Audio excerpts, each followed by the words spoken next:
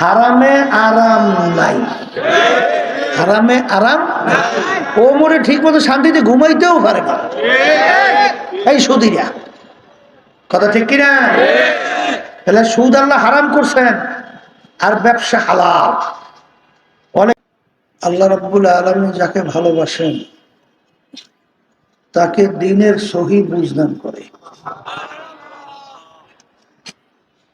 অনেক লোকের কানে মাহফিলের দাওয়াত পৌঁছার পরেও সুযোগ থাকা সত্ত্বেও আসে নাই। আবার তালাশ করলে দেখবেন বহু দূর থেকে কষ্ট স্বীকার করে আমার অনেক ভাইরা মাহফিলে পাগলের মতো ছুটে চলে আসছে। মান জাদ্দা ওয়াজাদা, যে যে জিনিস পাওয়ার জন্য চেষ্টা করে ওই জিনিসে পাইয়াও যায়। দাদাজান আব্বাজান চরমনের জমিনে ঘুমাই আসছে। আব্বাজান বলতেন দিনী মাহফিলে প্রথম থেকে শেষ পর্যন্ত থাইকা বাড়ি বিদায় হয়ে চলে গেলে আমল নামার মধ্যে কম পক্ষে হলেও 50 লক্ষ নেকি এরকম জমা হতেই পারে। নিয়ত যাদের সহি, আল্লাহকে রাজি খুশির উদ্দেশ্যে যারা আসছে, রব্বুল আলামিন লক্ষ লক্ষ নেকি আমল নামা দান করবে। দুনিয়ার ভিতরে চলতে হইলে টাকা লাগে, আর আখেরাতের ভিতরে চলতে হইলে নেক লাগে, কথা ঠিক না বেঠিক? আর এই নেক সংগ্রহের জায়গা হলো দুনিয়াতে। দুনিয়া থেকে একবার বিদায় নিয়ে কবরে গেলে আর দ্বিতীয়বার ফেরত আসা যাবে না, আর নেক কামাই করার সুযোগও পাওয়া যাবে না। বর্তমানে বাংলাদেশের ভিতরে 100-এর ভিতরে প্রায় 92 জনের মতো মুসলমান বসবাস করে। মুসলমান সন্তানদের ভিতরে বর্তমানে এক শ্রেণী, তাদের চিন্তা ভাবনা নাস্তিকতা। অনেক মুসলমানদের সন্তানের চলাফেরা বিদেশে দিয়ে, বিদেশ বলতে বিজাতিদের কালচার, তাদের সংস্কৃতি,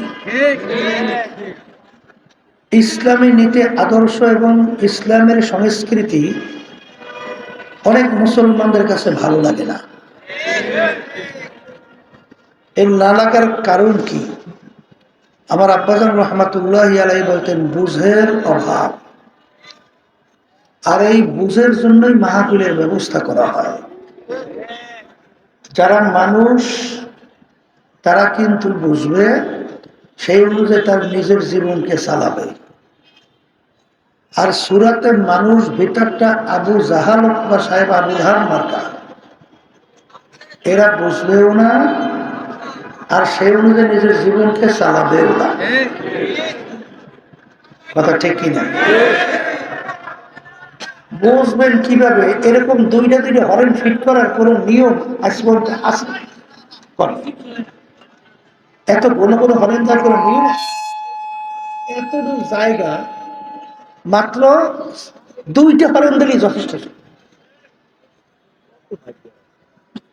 সেখানে কতগুলো হরেন বাজ যারা মাহফিল করায়, এত তো বুঝতে হইবে যে কেমনে হরেন ফিট করতে হয়, কেমনে কি করতে হয়, আর কিছু বুঝবে কথা?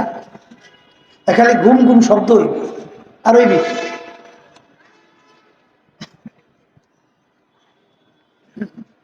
যেই কথা বলতে চাইছিলাম, আবু জাহাল বা সাহেব আবুল হাম মার্কা এরা কিন্তু বোঝে নাই।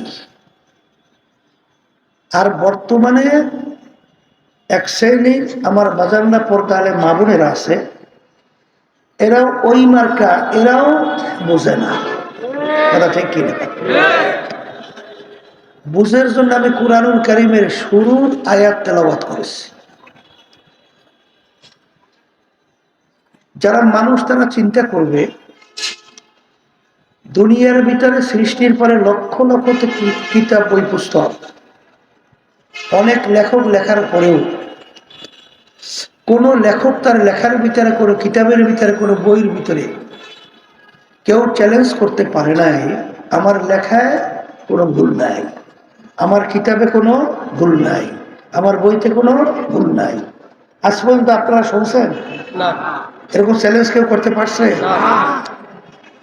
যারা মানুষ তারা চিন্তা করবে দুনিয়ার ভিতরে একটাই কিতাব যার শুরুতে লেখা আছে যালিকাল কিতাব লা রাইবা ফীহ। এই যে কিতাব দেখো, এর ভিতরে ভুল সন্দেহ বলতে কিছু নাই। এখন মানুষ চিন্তা করবে ব্যাপারটা কি, এ কেমন কিতাব, যেই কিতাবের শুরুতে কোনো ভুল নাই, সন্দেহ নাই। তখন তারা ইতিহাস তালাশ করবে। ইতিহাস মানে পূর্বের কথা তালাশ করে দেখবে কোরআনুল কারীম নাযিল হয়েছিল যার উপরে, মুহাম্মদুর রাসূলুল্লাহ। তিনি মায়ের পেটে থাকা অবস্থায় তার আব্বাকে আল্লাহ দুনিয়া থেকে নিয়ে গেছে। দুনিয়াতে আসার পরে বছর 6 বয়স আল্লাহ তার আম্মাকেও নিয়ে গেছে। 6 বছরের বাচ্চা বাফারা মাহারা, দুনিয়ার কোন শিক্ষকের কাছে আল্লাহ রাসূল সাল্লাল্লাহু আলাইহি ওয়াসাল্লাম পড়ার কোনো সুযোগ আল্লাহ দেয় নাই। এমনকি আল্লাহ রাসূল সাল্লাল্লাহু আলাইহি ওয়াসাল্লাম নিজের দস্তখত সাইনও করতে জানতেন না। এই জন্য আল্লাহ রাসূলকে বলা হয় উম্মি। প্রমাণ রাখতেন কিভাবে? প্রমাণ আঙ্গুলের ভিতরে আংটি মোবারক সিল মারত। এক ডক্টর বছর 2 হবে চরমনাইতে আসছিলেন। আল্লাহ রাসূল সাল্লাল্লাহু আলাইহি ওয়াসাল্লামের পক্ষ থেকে যে চিঠি লেখছিল তার ভিতরে যে আল্লাহ হাবিবের আংটি মোবারকের সিল মারা, ওই চিঠি সহ কাজ দিয়া বান্দাইয়া আমার জন্য হাদিয়া হিসেবে নিয়ে আসছে। তখন আমি দেখলাম আল্লাহ রাসূল সাল্লাল্লাহু আলাইহি ওয়াসাল্লামের আংটি মোবারকের সিলটা কেমন ছিল। যারা মানুষ তারা চিন্তা করবে যে আল্লাহ রসুলের উপরে কোরআনুল কারীম নাযিল হলো, নিজের দস্তখত করতে জানতেন না, সাইনও করতে জানতেন না, বাপ মা হারা, সেই কিতাবের প্রথমেই শুরুতে ভূমিকা লেখা যালিকাল কিতাব লা রাইবা ফীহ। এই কিতাবে কোনো ভুলও নাই, সন্দেহ। আরবের কাফেররা আরবি ভাষী ছিল না? কি ভাষী? কোরআনুল কারীম নাযিল হয়েছে কোন ভাষায়? আমরা কথা বলতেছি বাংলা, আপনার বুঝি না? বুঝি তো। তাহলে কোরআনুল কারীম নাযিল হলো আরবি ভাষায়, আরবের কাফেররা ছিল আরবি ভাষী। তারা তো কোরআনুল কারীম খুব ভালোভাবেই বুঝত। তারা বহু চেষ্টার পরে করে ভুল বের করতে পারছিল? পারে নাই। এই 1450-1500 বছরের কাছাকাছি এত বৈজ্ঞানিক, দার্শনিক, পণ্ডিত, বহুত বুদ্ধিমান দুনিয়া থেকে বিদায় হয়ে গেছে না যায় নাই? এখন বর্তমানে আছে না? এখনো কোরআনুল কারীমের ভিতরে সেই চ্যালেঞ্জের আয়াত কি আছে না নাই? তাহলে এখনো কি কোনো ভুল বের করতে পারছে? বরঞ্চ আমরা আলোচনা করলে, পর্যালোচনা করলে আমরা কি পাই? যখনই কোরআনুল কারীম নিয়ে কেউ রিসার্চ করছে, যারা হক তালাশ করে, সঠিক তালাশ করে, তারা এই কালিমা পড়ে মুসলমান হয়ে গেছে। এরকম ঘটনা কি একটা দুইটা না, লক্ষ লক্ষ। কিছুদিন আগে আমেরিকার এক পাদ্রী, খ্রিস্টানদের ধর্মযাজক, সে যখন কোরআনুল কারীম নিয়ে রিসার্চ করলো, কিছুদিন আগে তিনি নিজেই কালিমা পড়ে মুসলমান হয়ে গেছে। এরকম ভুরি ভুরি, হাজার হাজার, লক্ষ লক্ষ এরকম প্রমাণ আছে না নাই? এরপরে আমাদের বাংলাদেশের মধ্যে এখনো নাস্তিকের সংখ্যা কিন্তু কম নাই, অনেক নাস্তিক। কিন্তু টের পান না আমরা কিছুটা পাই, কথা বোঝেন নাই? কয়েকদিন আগে বিএনপির এক ওই যে এমপি প্রার্থী মহিলা, 2 দিন আগে না, এই তুলি নাকি ফুলি, এই তুলি বক্তব্য দিয়েছে কোরআনুল কারীমের বিরুদ্ধে। তাই কোরআন কারীমের বিরুদ্ধে বক্তব্য দিলে ওর ঈমান থাকে? ওদের কিন্তু পরিচয় দেয় মুসলমান, কিন্তু কোরআনুল কারীমের একটা আয়াত অস্বীকার করলে, একটা অক্ষর অস্বীকার করলে ঈমান থাকবে? নাম তো দেশে মুসলমান, কাজ সব নাস্তিক।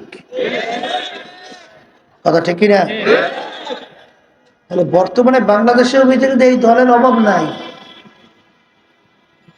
আমরা মুসলমান যারা আলহামদুলিল্লাহ কোরআন কারীমের ঈমান আনছি, আল্লাহর উপর ঈমান আনছি, আল্লাহ রাসূল সাল্লাল্লাহু আলাইহি ওয়াসাল্লামের ঈমান আনছি।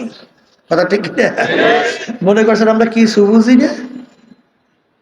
বুঝা শুই নাই, কিন্তু হজরের সময় মুয়াজ্জিন, শীত প্রচন্ড, ল্যাপ কম্বল মুড়ে দিয়ে ঘুমায়, ওই সময় যদি মুয়াজ্জিন আল্লাহর পক্ষ থেকে দাওয়াত দেয়, আসসালাতু খায়রুম মিনান নাওম, ঘুম হইতে নামাজ ভালো, তখন ওই ঠান্ডার ভিতরে ল্যাপ কম্বল ফালাইয়া অনেক সময় ঠান্ডা পানিতে উজু কইরা এই পাগলের মতো মসজিদে দৌড়েই না।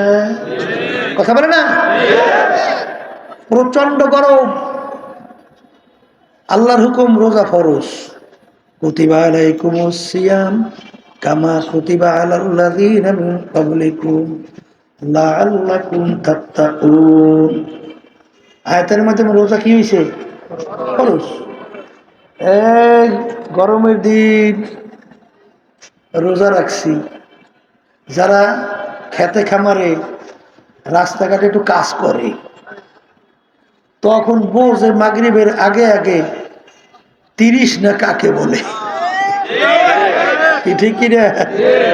মনে হয় যেন 2-1 পুষ্করির পানিও মনে হয় 30 না মেটবে না, এরকম মনে হয় কি হয় না? এই যে কষ্ট করে রোজা রাখি, মনে করছেন কি বুঝি না? হ্যাঁ, আল্লাহর বান্দারা, এত আনন্দ করতে চিত্ত বিনোদন, এগুলো মনে হয় কি বুঝি না? বুঝি সব, কিন্তু চিন্তা ভাবনা করে দেখছি কোরআনুল কারীম সত্য। আসতে বলে কোরআনুল কারীম যদি সত্য হয়, তাইলে কিন্তু বুঝা শুই না কবরে যাইয়েন। কারণ দুনিয়ার যে কোনো কাজে 5 বার যদি কেউ ঠগেন, আবার সেই কাজে চেষ্টা করলে জিতবার আশা আছে না? কিন্তু একবার যদি কেউ মহিলা কবরে যাইয়া ঠগেন, আর দ্বিতীয়বার জিতবার আশা আছে? আর কোনদিন দুনিয়াতে ফেরত আসা যায়? যদি নাই যায়, আমি আমার বাজানদেরকে বলবো, বুঝা শুনে কবরে যাওয়ার জন্যই বুঝের জন্য মাহফিল, কিসের জন্য মাহফিল? তাহলে কোরআনুল কারীম কি মুখ খুলে বলেন সত্য? সত্য যদি হয়, এখন ওই সত্য কোরআনুল কারীমের ভিতরে আল্লাহ রাব্বুল আলামিন বলতেছেন, ওমা খালাকতুল জিন্না ওয়াল ইনসা ইল্লা লিয়াবুদুন। আল্লাহ রাব্বুল আলামিন 18,000 কম বেশি মাখলুকাত সৃষ্টি করছেন না? শোনেন না? ওলামা কেরাম বয়ান করে শোনেন না? এর ভিতরে 2টা মাখলুকাত আল্লাহ সৃষ্টি করছেন কেন? আল্লাহ কারণ বলতেছে, মানুষ এবং জিন। বলেন, এই 2টা মাখলুকাত আমি সৃষ্টি করলাম কেন? আল্লাহ বলতেছেন আমার ইবাদতের জন্য। সবাই জোরে বলি সুবহানাল্লাহ। বলেন, আমাদেরকে আল্লাহ সৃষ্টি করছেন কেন? এইটা একেবারে দিলের ভিতরে বসা। আল্লাহ আমাদেরকে সৃষ্টি করছেন কেন? কার ইবাদত? এখন ইবাদত একটা আরবি শব্দ। ইবাদত শব্দের অর্থ কি? আরবি। আরবি উর্দুতে বলে গোলামি, আর বাংলা অর্থ হলো মালিকের হুকুম অনুযায়ী চলা। মুখস্থ করেন, মালিকের হুকুম অনুযায়ী চলার নামই হলো ইবাদত। আর রব্বুল আলামিন আমাদেরকে সৃষ্টি করছেন মালিকের হুকুম অনুযায়ী চলার জন্য। কথা ঠিক আছে? এখন অনেকে বলতে পারেন, হুজুর তাহলে অন্যান্য মাখলুকাত গুলো আল্লাহ কেন সৃষ্টি করলেন? ওই সত্য কোরআনুল কারীমের ভিতরে আল্লাহ বলতেছেন وخلق لكم ما في الأرض جميعا আমি অন্যান্য মাখলুকাতগুলো সৃষ্টি করলাম তোমাদের জন্য। অন্যান্য মাখলুকাত আল্লাহ সৃষ্টি করেছেন কাদের জন্য? এখনই বুঝবেন। এই আমরা সূর্য দেখি না, সূর্য কি আমাদের মানুষের দরকার আছে না নাই? আচ্ছা, সূর্য যদি না থাকে মানুষ বাঁচবে? কোনো ফসলাদি হবে? তাহলে সূর্য আমাদের দরকার আছে না নাই? তাহলে সূর্য আল্লাহ সৃষ্টি করেছেন কাদের জন্য? আচ্ছা, এখন বলেন তো, একটা মানুষ যদি দুনিয়ায় না থাকে সূর্যের কি হয়? কিছু হবে? তাইলে বোঝা গেল সূর্য আমাদের দরকার, কিন্তু আমাদেরকে সূর্যের দরকার নাই। তাহলে সূর্য আল্লাহ বানাইছে কাদের জন্য? কি বাস্তবতা না অবাস্তবতা? আস্থা। এই আল্লাহর বান্দারা, গরু আছে না? গরু কি, গরু আমাদের মানুষের লাগে কি লাগে না? এই গাবি লাগে দুধ খেয়ে, আবার বাচ্চা হবে, বংশ বিস্তার করবে, আবার হাল চাষ করতে লাগে, অন্যান্য কাজে লাগে, আবার জবাই দিয়ে আলহামদুলিল্লাহ গোস্ত পাক করে খাওয়ানোর কাজে লাগে, চামড়া দিয়ে আবার বিভিন্ন মালাজ বা বানানো লাগে। তাহলে গরু আমাদের প্রয়োজন। কিন্তু একটা মানুষ যদি দুনিয়া না থাকে গরুর কি হয়? তাহলে গরু আল্লাহ বানাইছে। গাছ আমাদের দরকার আছে, তাহলে ফার্নিচার বানাইতে কি দিয়া? একটা মানুষ দুনিয়া না থাকলে গাছের কি হয়? কিছু হবে? তাহলে গাছ কাদের জন্য? মাছ যত তালাশ করবেন সব আমাদের প্রয়োজন, কিন্তু আমাদেরকে তাদের প্রয়োজন নেই। কথা বুঝছে? এখন আল্লাহ আমাদেরকে বানাইছে কিসের জন্য? আল্লাহ ইবাদত। আসেন এখন ইবাদত বলছি মালিকের হুকুম অনুযায়ী চলা। আল্লাহর বান্দারা কে মানবেন তা জানি না, কিন্তু ওলামায়ে কেরাম আমাদের দায়িত্ব বলা, আমাদের বইলে দেওয়া দায়িত্ব। কে মানবেন কে মানবেন না, জোর কইরে মানাবার দায়িত্ব আমাদের নেই। কারণ আল্লাহ রাসূল সাল্লাল্লাহু আলাইহি ওয়াসাল্লাম হাজার চেষ্টা করার পরেও আল্লাহ যদি কাউকে হেদায়েত দেন নাই, তাকে হেদায়েত নসিব করাইতে পারছে? তার চাচা আবু তালেব তাকে হেদায়েত প্রাপ্ত করতে পারছে? কালিমা পড়াইতে পারছে? চেষ্টা তো কম করে নাই, কিন্তু আল্লাহ চায় নাই, পারে নাই। কথা ঠিক কিনা? তাহলে আমাদের দায়িত্ব বইলে দেওয়া।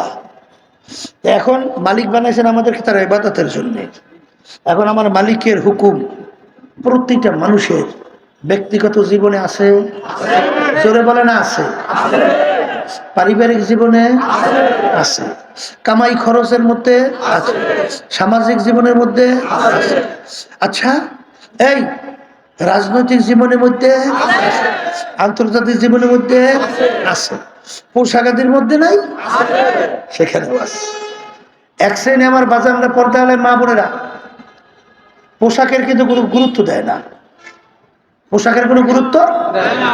তাহলে আল্লাহ রাব্বুল আলামিন সত্য কালামের ভিতরে কি বলছেন?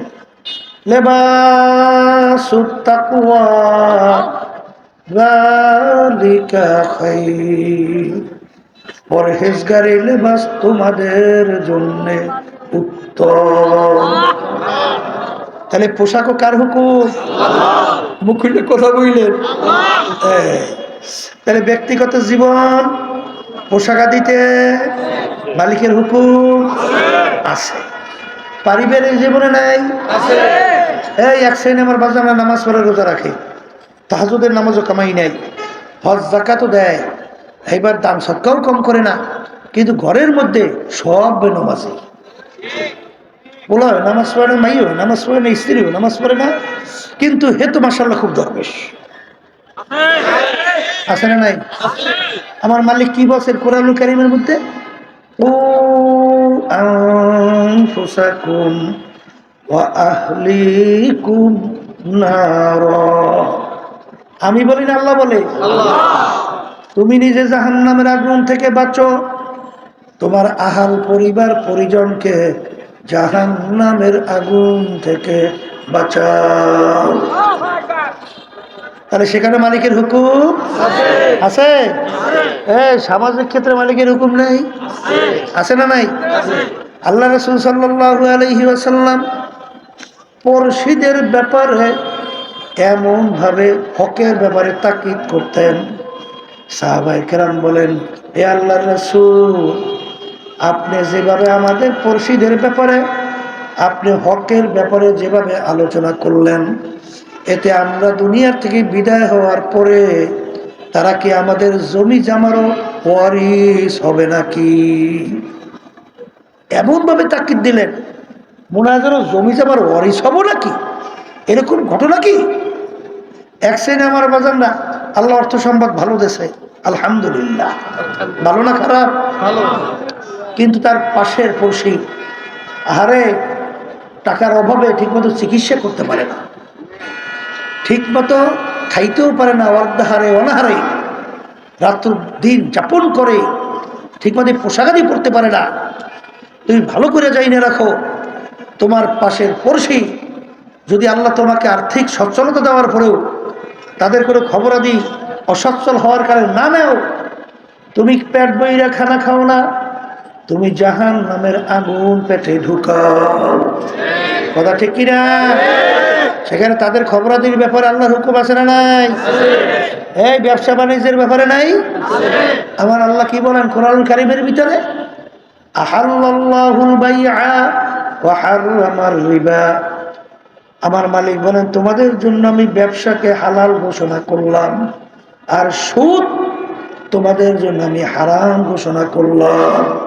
বলেন ব্যবসা হালাল, ব্যবসা হালাল, মুখ খুলে বলেন ব্যবসা হালাল, সুদ হারাম, সুদ হারাম। আরে অনেক নামাজি হুজুর দাঁড়িয়ে আছে, টুপি আছে, একই তো হুজুর কয়, কথা কয় না, লম্বা জামাও আছে, ওদিকে সুদের সঙ্গে ব্যবসায় জড়াই আছে। আমি বহু তালাশ করে দেখছি, কোন সুদী ও আরামে নাই। আপনাদের চোখে আরামে আছে কিনা আমার জানা নাই। হারামে আরাম নাই, হারামে আরাম, ও মনে ঠিক মতো শান্তিতে ঘুমাইতেও পারে না এই সুদীরা। কথা ঠিক কিনা? তাহলে সুদ আল্লাহ হারাম করছেন, আর ব্যবসা হালাল।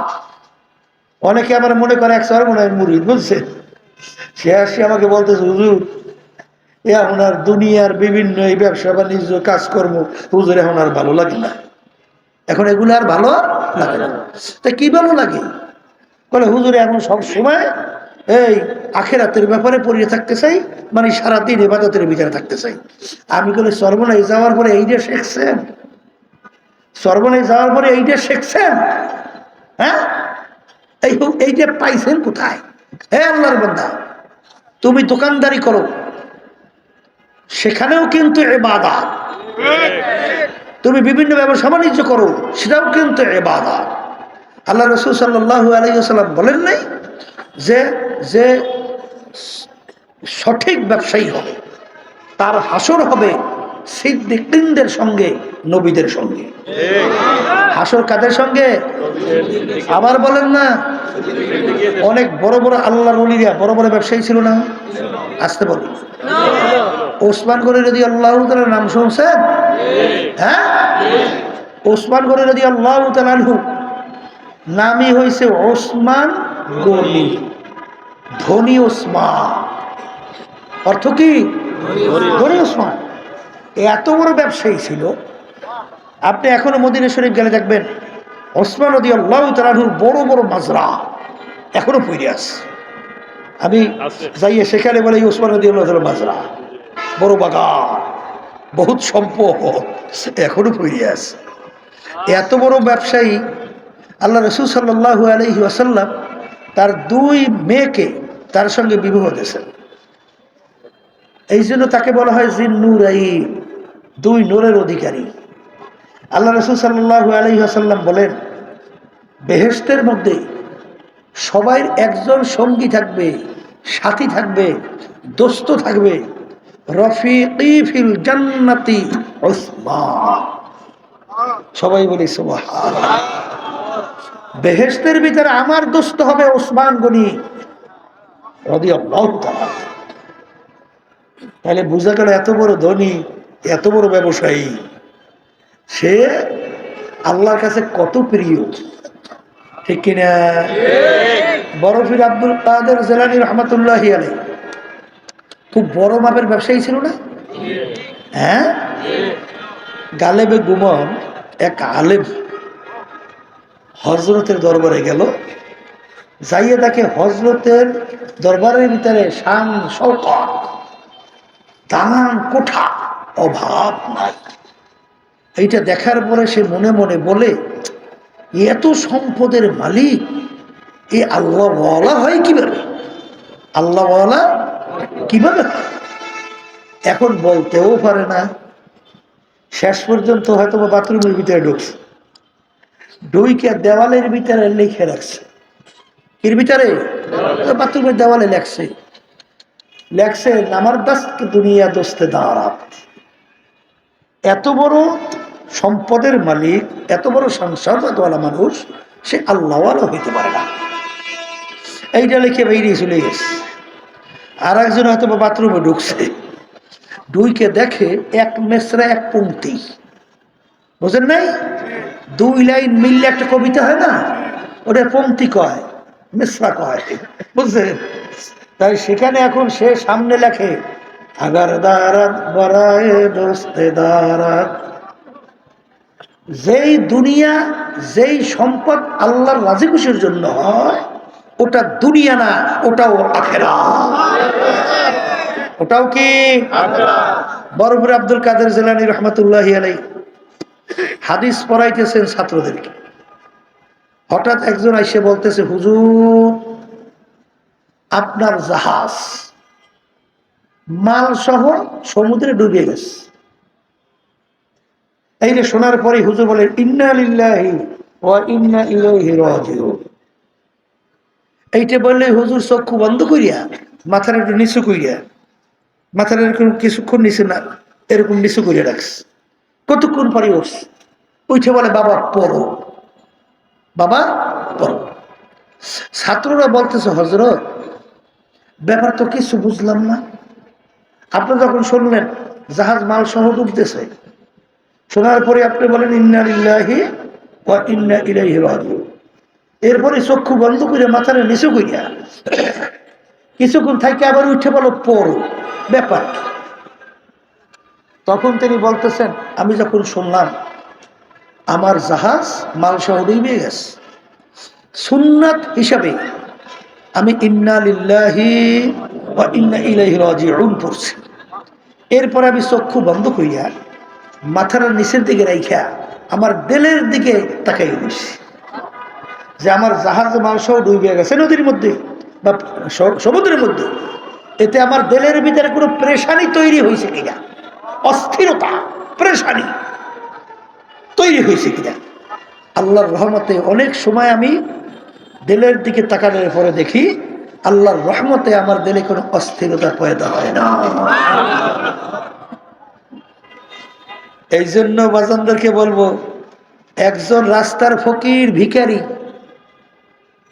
সে ভিক্ষা কইরেও দুনিয়াদার হতে পারে, আর একজন রাজ সিংহাসনে বৈশা বাদশা হইয়াও আল্লাহ ওয়ালা হইতে পারে।